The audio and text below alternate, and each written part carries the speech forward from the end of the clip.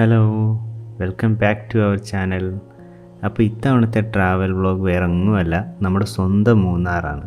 മൂന്നാറിലെ ചിന്നക്കനാൽ എന്ന് പറയുന്ന വില്ലേജും അവിടെ നിന്ന് ഇരവികുളം നാഷണൽ പാർക്ക് വരെയുള്ളൊരു യാത്രയുമാണ് ഈ ചെറിയ വ്ളോഗിലുള്ളത്.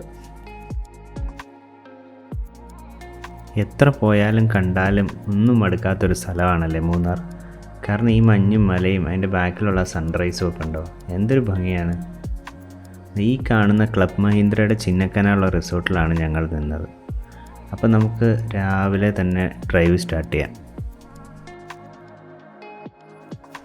ഹോട്ടലിലെ ബ്രേക്ക്ഫാസ്റ്റൊക്കെ സ്കിപ്പ് ചെയ്ത് ഞങ്ങൾ നേരെ പോയത് ആനയിറങ്കൽ ഡാമിൻ്റെ വ്യൂ പോയിൻറ്റിലേക്കാണ്. ഈ കാഴ്ചയും കണ്ട് ഇവിടെ നിന്നൊരു മാഗിയും ഒരു ചായ കുടിക്കുന്നതിൻ്റെ സുഖം അതൊന്ന് വേറെ തന്നെയാണ്. ചിന്നക്കനാൽ ഇത്രയും ഫേമസ് ആവാനുള്ള കാരണം നമ്മുടെ സ്വന്തം അരിക്കൊമ്പനാണ്. അരിക്കൊമ്പൻ ഇന്നിവിടെ ഇല്ലെങ്കിലും അരിക്കൊമ്പൻ്റെ കൂട്ടുകാരായ കുറേ ആനകൾ ഇവിടെ വരാറും വെള്ളം കുടിക്കാറും ഒക്കെ ഉണ്ടെന്നാണ് ചായക്കടയിലെ ചേട്ടൻ പറഞ്ഞത്. എന്തായാലും നമുക്ക് ഡ്രോണൊക്കെ വിട്ട് ഒന്ന് തപ്പി നോക്കാം, ആരെങ്കിലും കാണാൻ പറ്റുമോ ഇല്ലയോ എന്ന്. ഈ കാണുന്ന റിസർവോയറിൽ നമുക്ക് ബോട്ടിംഗ് ഒക്കെ ഉണ്ട് കേട്ടോ. മൂന്നാർ ടൗണിൽ നിന്ന് ഏകദേശം 22 കിലോമീറ്റർ ദൂരെയാണ് ചിന്നക്കനാൽ എന്ന് പറയുന്ന ഈ സ്ഥലം. പതിവായി ടൂറിസ്റ്റുകൾ പോകുന്ന Mattupetty dam, echo point, top station പോലെ തിരക്കേറിയ സ്ഥലങ്ങൾ വെച്ച് നോക്കുമ്പോൾ ഇത് വളരെ calm and quiet and peaceful ആയിട്ടുള്ളൊരു സ്ഥലമാണ്. അതുപോലെ തന്നെ നല്ല ഭംഗിയുള്ളൊരു സ്ഥലമാണ്.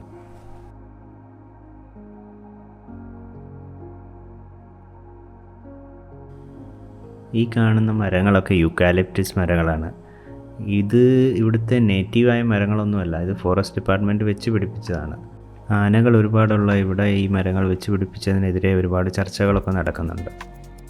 ഈ കാണുന്ന പോയിന്റിലാണ് ആനകളും മറ്റ് മൃഗങ്ങളും ഒക്കെ വെള്ളം കുടിക്കാൻ വരുന്നത്. നമുക്ക് ഭാഗ്യമില്ലെന്ന് തോന്നുന്നു, ഇന്നിവിടെ ഒന്നിനെയും കാണുന്നില്ല. നമുക്ക് കുറച്ചുകൂടി ഉള്ളിലേക്കൊന്ന് പോയി നോക്കാം, ഇൻ കേസ് എന്തെങ്കിലും കണ്ടാലോ. കുറച്ച് പശുക്കൾ മാത്രമേ ഇവിടെ ഉള്ളൂ. നമുക്ക് എന്തായാലും ഡ്രോൺ ഒന്ന് ഉയർത്തി കാടിനുള്ളിലേക്കൊന്ന് നോക്കാം.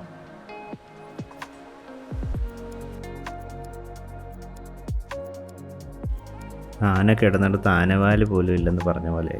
എന്തായാലും നമുക്ക് ഇവിടുന്ന് അടുത്ത സ്ഥലത്തേക്ക് പോവാം.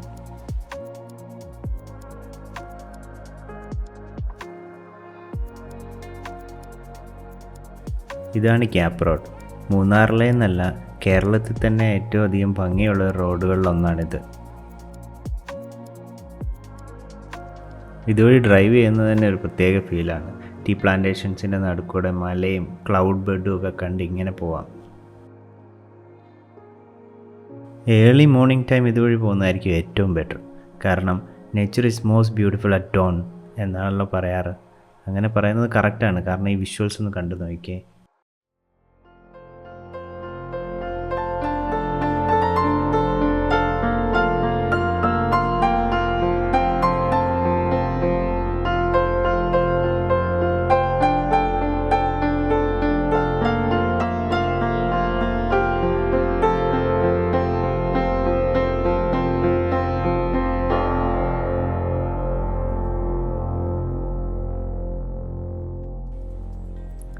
ഇതാണ് ഡോർ ഓഫ് ഹെവൻ.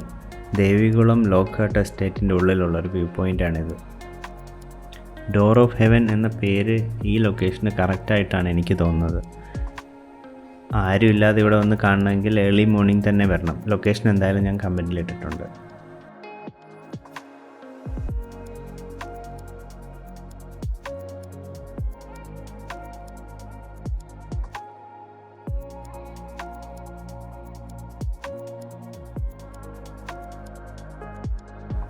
ഇതൊരു പ്രൈവറ്റ് പ്രോപ്പർട്ടി ആണെങ്കിൽ കൂടെ ഇങ്ങോട്ടുള്ള ആക്സസ് അവർ ഇതുവരെയും ബ്ലോക്ക് ചെയ്തിട്ടില്ല. ഇവിടെ വരുന്ന എല്ലാവരും അവിടെ വേസ്റ്റ് ഇടാതെയും കൂടുതൽ നാശനഷ്ടമൊന്നും ഉണ്ടാക്കാതിരുന്നാൽ കുറേ നാളും കൂടി ഇതിങ്ങനെ ഓപ്പൺ ആയിട്ടിരിക്കും.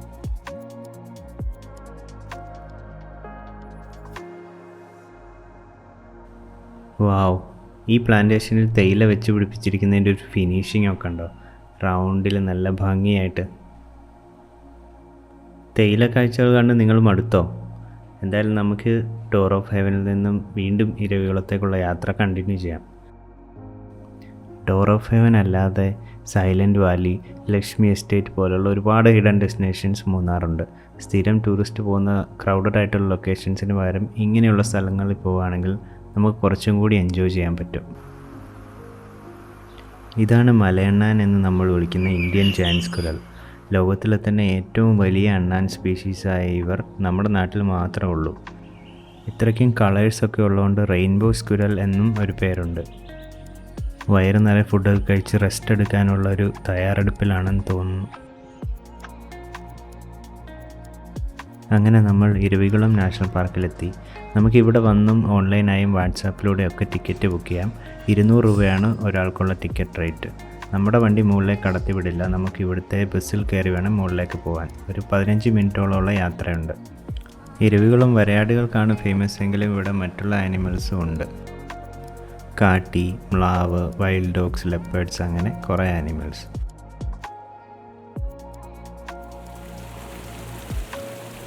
പോകുന്ന വഴിക്കുള്ള ഒരു വെള്ളച്ചാട്ടമാണ് കേട്ടോ ഇത്.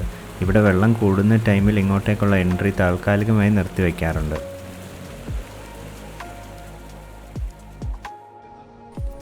അങ്ങനെ ബസ് ഇറങ്ങി ഞങ്ങൾ നടക്കാൻ തുടങ്ങി. ബസ് ഇറങ്ങുന്നിടത്ത് നിന്ന് ഏകദേശം 1.5 കിലോമീറ്ററോളം നമുക്ക് നടക്കാൻ അനുവാദമുള്ളൂ. അതിനുശേഷം കാടും പിന്നെ ട്രൈബൽ സെറ്റിൽമെൻറ്റും ഒക്കെയാണ്. ഈ കാണുന്ന മൊട്ടക്കുന്ന് പോലുള്ള സ്ഥലങ്ങൾക്ക് ശോലവനം എന്നാണ് അറിയപ്പെടുന്നത്. ഒരു മഴയും മഞ്ഞും ഒക്കെ അബ്സോർബ് ചെയ്ത് പുഴയിലൂടെ വെള്ളമായിട്ട് താഴേക്ക് വിടും.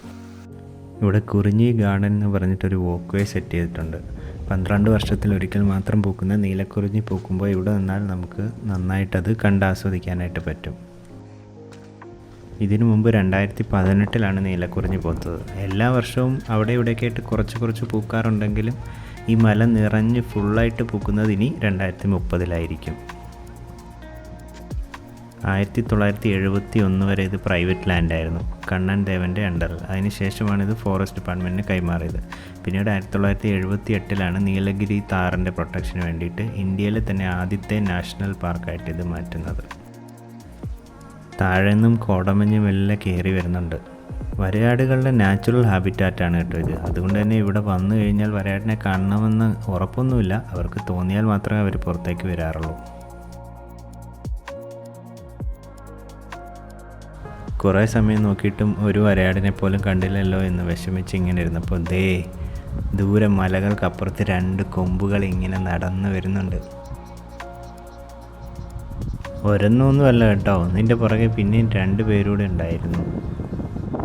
സ്ഥിരമായി മനുഷ്യരെ കാണുന്നതുകൊണ്ടാണോ എന്നറിയില്ല, ഇവർക്ക് നമ്മളെ കണ്ടാൽ അപ്പോൾ ഓടിപ്പോകാനുള്ള ടെൻഡൻസി ഒന്നുമില്ല.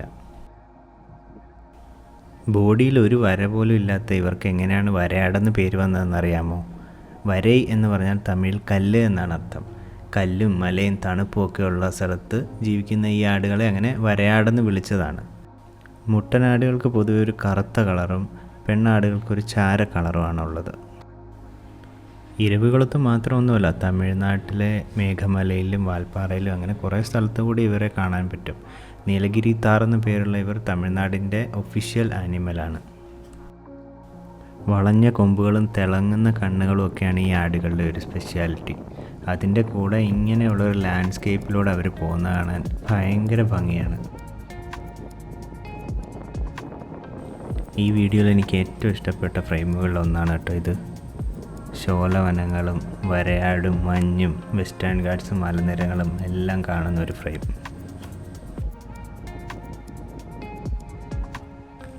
നട്ടുച്ച സമയത്തും ഇത്രയും കോടമഞ്ഞ് വരുന്നത് ഒരു അത്ഭുതം തന്നെയാണ്.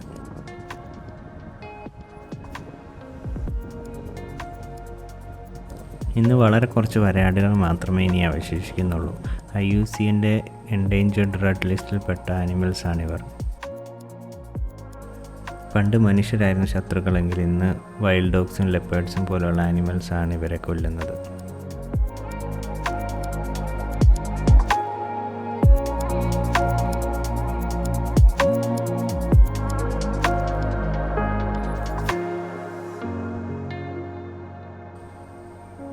കുറച്ച് ഇരുണ്ട കളറുള്ള ഇവൻ ഒരു മുട്ടനാടാണ്. സൈഡിൽ നിൽക്കുന്നതൊക്കെ പെണ്ണാടുകളും. വരയാടുകളെ തൊടുന്നതോ ഉപദ്രവിക്കുന്നതോ 3 വർഷം വരെ തടവും 25,000 രൂപ പിഴയും കിട്ടാവുന്ന കുറ്റമാണ്. ഇവിടെ വന്ന മിക്ക ടൂറിസ്റ്റുകളും വരയാടുകളെ വട്ടമിട്ട് പിടിച്ചു വയ്ക്കുകയും ഫോട്ടോ എടുക്കുന്നതും ഒക്കെ കണ്ടു. ഇവിടെ നിന്നല്ല, ഏത് ടൂറിസ്റ്റ് ഡെസ്റ്റിനേഷനിൽ പോയാലും അവിടുത്തെ റൂൾസൊക്കെ പാലിച്ചൊരു റെസ്പോൺസിബിൾ ടൂറിസ്റ്റ് ആയിരിക്കണം നമ്മൾ. ബസ് കയറി നടന്നു വരാൻ ബുദ്ധിമുട്ടുള്ളവർക്ക് ഈ ബഗ്ഗി വിളിക്കാവുന്നതാണ്. 7500 രൂപയാണ് ഇതിൻ്റെ ടിക്കറ്റ് ചാർജ്. ഇരവികുളവും ചിന്നക്കനാലും ഒക്കെയുള്ള ഞങ്ങളുടെ ഈ ചെറിയ ട്രാവൽ വീഡിയോ ഇഷ്ടപ്പെട്ടു എന്ന് വിചാരിക്കുന്നു. അപ്പോൾ അടുത്ത ട്രാവൽ വീഡിയോ ആയിട്ട് കാണുന്നവരെ ബൈ.